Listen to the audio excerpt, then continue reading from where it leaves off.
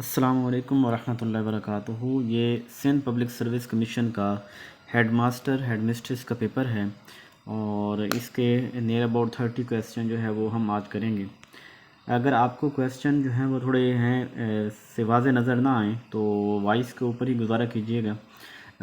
तो कोशिश करूँगा कि मैं इनका कंसेप्ट जो है वो आपको समझा पाऊँ। पहला question, the formation of research hypothesis require.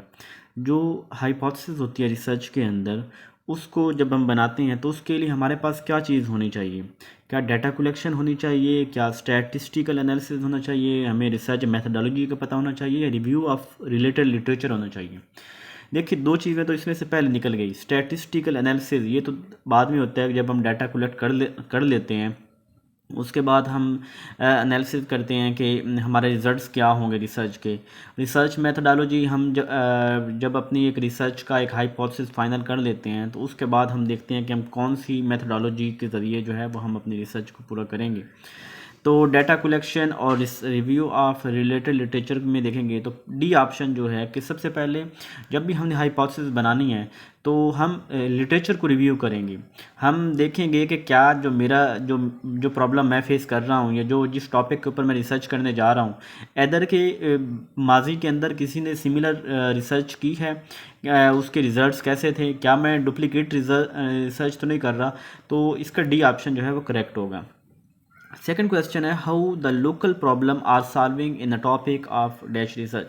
जो लोकल प्रॉब्लम्स होते हैं हमारे, तो उनको हम बेसिक रिसर्च के अंदर हम थ्योरीज बना रहे होते हैं। अप्लाइड के अंदर हम थ्योरीज जो हमारे पास ऑलरेडी बिल्ट इन हैं उनको हम अप्लाई कर रहे होते हैं। इवेल्युएशन के अंदर हम चीज़ों को एवेल्युएट कर रहे होते हैं और यहाँ पे एक्शन रिसर्च है वो बेस्ट रहेगा। एक्शन रिसर्च के अंदर हम इमीडिएट प्रॉब्लम के सोल्यूशन फाइंड कर रहे होते हैं। हमें कोई भी मसला आया है और उस मसले को ना कि हम एक बड़ी ओके जो लोकल प्रॉब्लम्स हैं, लोकल प्रॉब्लम छोटा सा हो सकता है, कोई लड़ाई कोई झगड़ा किसी का, तो ऐसे प्रॉब्लम जो होते हैं लोकल प्रॉब्लम को इमीडिएट सोल्यूशन फाइंड करने के लिए हम एक्शन रिसर्च का सहारा लेते हैं। नेक्स्ट क्वेश्चन है हमारे पास, प्लानिंग द टेस्ट इन्वॉल्व। जो टेस्ट की हम प्लानिंग कर रहे होते हैं तो वो कितने स्टेप्स होते हैं इसके अंदर। तो देखिए जब भी हम प्लानिंग कर रहे होते हैं टेस्ट बनाने के लिए तो सबसे पहले तो हम ये अपना पर्पस डिफाइन करते हैं कि मेरा जो है ना वो ऑब्जेक्टिव क्या है। फिर उसके बाद हम डिसाइड करते हैं कि मेरा टेस्ट का फॉर्मेट क्या होगा। फिर हम डिसाइड करते हैं कि नंबर ऑफ़ क्वेश्चन कितने होंगे, यानी कितने आइटम्स जो है मैं शामिल करूँगा। फिर उसके बाद मेरे जो टेस्ट एडमिनिस्ट्रेशन और स्कोरिंग प्रोसीजर क्या होगा। उसके बाद हम पायलट टेस्टिंग या दोबारा जो है हम उसको सारी चीज़ों को रिवाइज करके टेस्ट को बिल्ड करते हैं। तो प्लानिंग द टेस्ट के अंदर हमारे पास 5 चीज़ें इन्वॉल्व होती हैं। कितनी चीज़ें? 5 चीज़ें। पहले के अंदर क्या है कि हमारा ऑब्जेक्टिव क्या है। सेकंड हमारा है कि जी हमारा टेस्ट का फॉर्मेट क्या होगा। थर्ड है कि हम टेस्ट में कितने क्वेश्चन हमारे होंगे, ठीक है नहीं, एमसीक्यू बेस है, शॉर्ट क्वेश्चन है, ये हम सेकंड में डिसाइड कर लेंगे। थर्ड में कि कितने मेरे पास सेक्शन होंगे या कितने मेरे पास क्वेश्चन होंगे। फोर्थ के अंदर कि मेरे स्कोर कितना होगा टेस्ट का और मैं इसको टेस्ट को लेना कैसे, एडमिनिस्टर कैसे करना है। और फिफ्थ के अंदर अगर हमें ज़रूरत हो पायलट टेस्टिंग की कि जैसे कि क्या इधर वो क्वेश्चन ठीक नहीं है या नहीं, तो या और भी जो रिवीजन करनी हो पिछली चीज़ों को, तो ये 5 स्टेप इसके अंदर होते हैं। नेक्स्ट है फोर्थ, हिस्टोग्राम और frequency histogram consist of a set of. ये हिस्टोग्राम जो है ना, ये फ्रीक्वेंसी हिस्टोग्राम इसको रेक्टेंगल से शो करते हैं। बेसिकली होता तो ये हमारे पास एक्स एक्सिस और वाई एक्सिस के ऊपर हम फ्रीक्वेंसीज के देख रहे होते हैं और यहाँ पे इसका आंसर जो है वो रेक्टेंगल होगा। नेक्स्ट है 5 question, a test is said to be. एक ऐसा टेस्ट, वो टेस्ट क्या कहलाएगा जो इजी टू एडमिनिस्टर, जिसको हम आसानी से ले सकते हैं, आसानी से हम उसको इंटरप्रेट कर सकते हैं और वो सूटेबल है हमारी तमाम रिक्वायरमेंट के मुताबिक। तो ऐसा टेस्ट प्रैक्टिकल टेस्ट होता है, यानी वो टेस्ट जिसको आसानी से बनाया जा सके, आसानी से लिया जा सके, आसानी से चेक किया जा सके, इंटरप्रेट किया जा सके, सूटेबल भी हो, तो वो प्रैक्टिकल टेस्ट होता है। 6 है early childhood period is from. जो बच्चों का अर्ली चाइल्डहुड पीरियड है तो ये हम 3 से 6 साल तक काउंट करते हैं, ठीक है। अर्ली चाइल्डहुड यानी बच्चे को जो ईसीई जो हम आजकल स्कूलों के अंदर है तो 3 से 6 साल तक हम देख रहे होते हैं। 7th क्वेश्चन है, which of the following children is most likely to imitate the violence he और she sees on TV. TV के ऊपर जो है वो जो वायलेंस होती है, तो बच्चे जो वो वायलेंस देखते हैं, तो कौन सा बच्चा है जो ज़्यादा उस वायलेंस से इमिटेट करके यानी कॉपी करके वो सोसाइटी के ऊपर या कहीं अप्लाई कर सकता है। तो वो जो गरीब का बच्चा होगा, गरीब बच्चा जब वो देखेगा, यानी जो जिसके पास ज़िंदगी में एक्सपोजर कम होता है, तो वो क्योंकि इसकी डिटेल तो मैं बहुत बता सकता हूँ, लेकिन एक क्वेश्चन, हमने बहुत सारे क्वेश्चन करने हैं, तो मैं चाहता हूँ कि वीडियो लंबी ना हो। नेक्स्ट 8 है turn the experimentation means diet, truth in experimentation, यानी जो एक्सपेरिमेंटेशन है उसमें ट्रुथ का मतलब क्या है। तो ट्रुथ का मतलब ये होता है कि ऐसी जो वो रिसर्च जो हमारी साइंटिफिक मेथड को फॉलो कर रही हो, वो रिसर्च जिसके अंदर किसी तरह की दो नंबरी ना हो और उसके रिजल्ट्स हम पब्लिक के ऊपर अप्लाई कर सकते हो, तो यानी वो हमारी रिसर्च ट्रुथ न होगी। तो इसका जो लास्ट वाला डी ऑप्शन है कि the results of human research must be made public, उसको पब्लिक किया जा सकता है क्योंकि बिकॉज के उसके अंदर किसी तरह की को दो नंबरी नहीं है, डिसेप्शन नहीं है और वो ओरिजिनल है। 9 क्वेश्चन है in the new education policy 2099, हमारी जो अभी इस वक्त एजुकेशन पॉलिसी इंप्लीमेंट है वो भी 2009 वाली है, और 2009 में आईसीटी को कहा जाता है information and communication technology, information and communication technology. 10 है एथेनियन सिस्टम ऑफ एजुकेशन, जो एथेनियन सिस्टम ऑफ एजुकेशन था उसके अंदर जो है ना वो कौन सी मोरल ट्रेनिंग के लिए क्या था, तो स्कॉलर्स भी होते थे और वार स्लेव्स भी होते थे, बोथ ए एंड बी इसका ठीक होगा। 11 क्वेश्चन है whether or not the learner has profited from his school experiences must be judged in terms of the power of adaptation to present and future life requirement that he has achieved as a result of।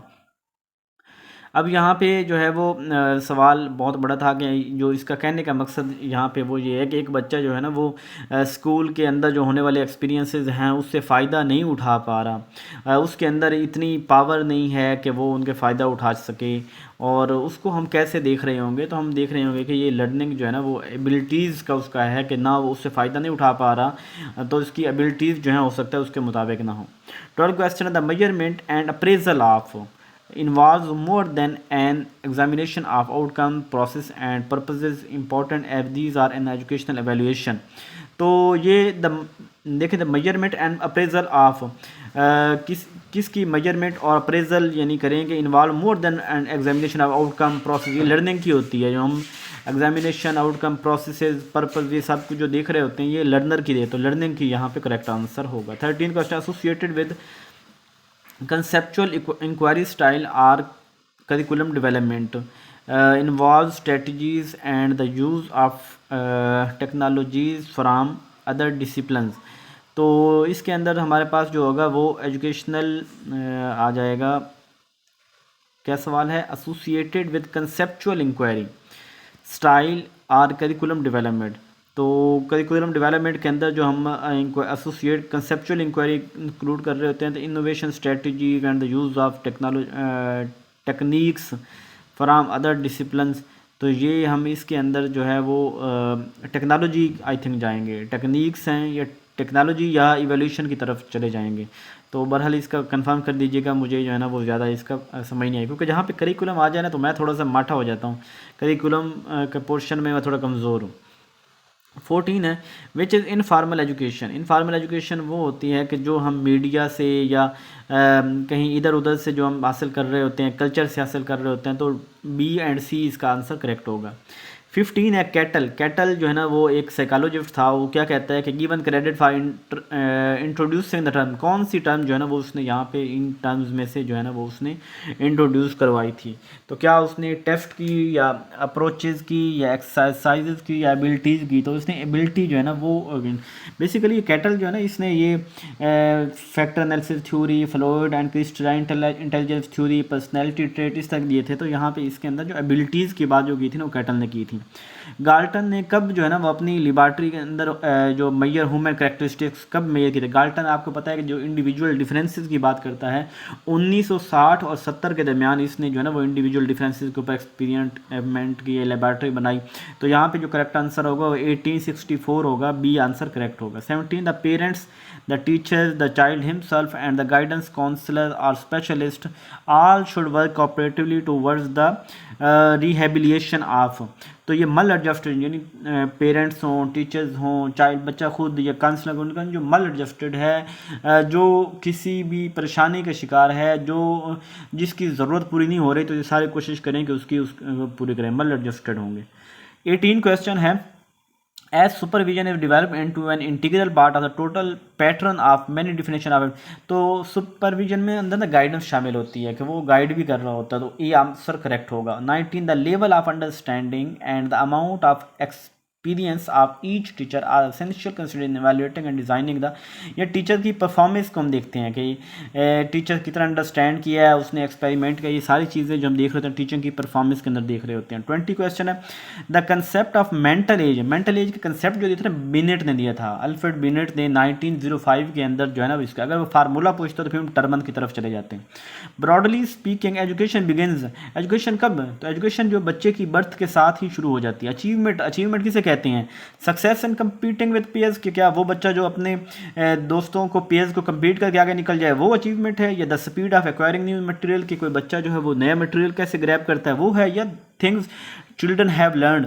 तो ये C option correct होगा कि बच्चे की जो learning है ना, कितना कुछ ये इसकी अचीवमेंट होगी, ना कि हम उसका कंपैरिजन कर रहे होंगे, ना कि हम ये देख रहे हैं कितना फास्ट ये करता है, ये चीज़ें नहीं देखते पेडागोजी के अंदर।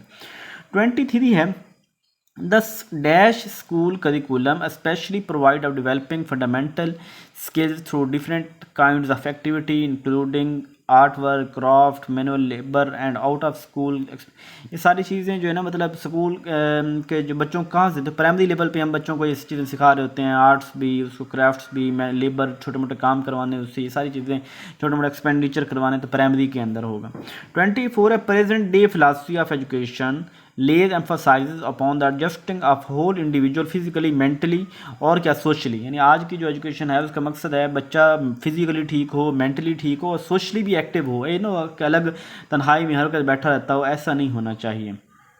ठीक है, उसके बाद जो है 25 है, it is well to observe that is always a means to an end and never an end in it self.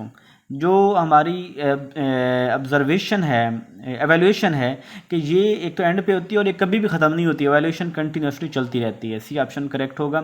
26 the child who is nervous, वो बच्चा जो परेशान है, सोशल है, ये सोशल भी नहीं है, अग्रेसिव भी है, शाई भी है, can not obtain the maximum benefit from the.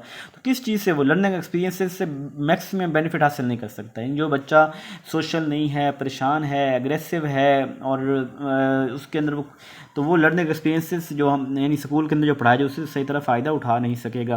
Which of the complex activity, कौन सी activity? Learning to write, learning to express, learning to read, learning to understand. तो लर्निंग टू राइट जो है ना वो कम्प्लेक्स एक्टिविटी है।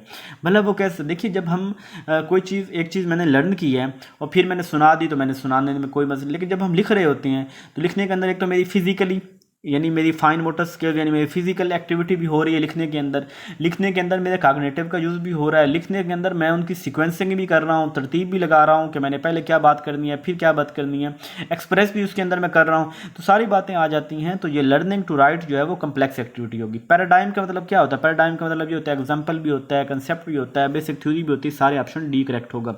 Behaviourism का concept किसने दिया था? ये भी वाटसन ने दिया था 1878 1955। अच्छा, 30 question, an individual psychologist makeup can be measured by a test।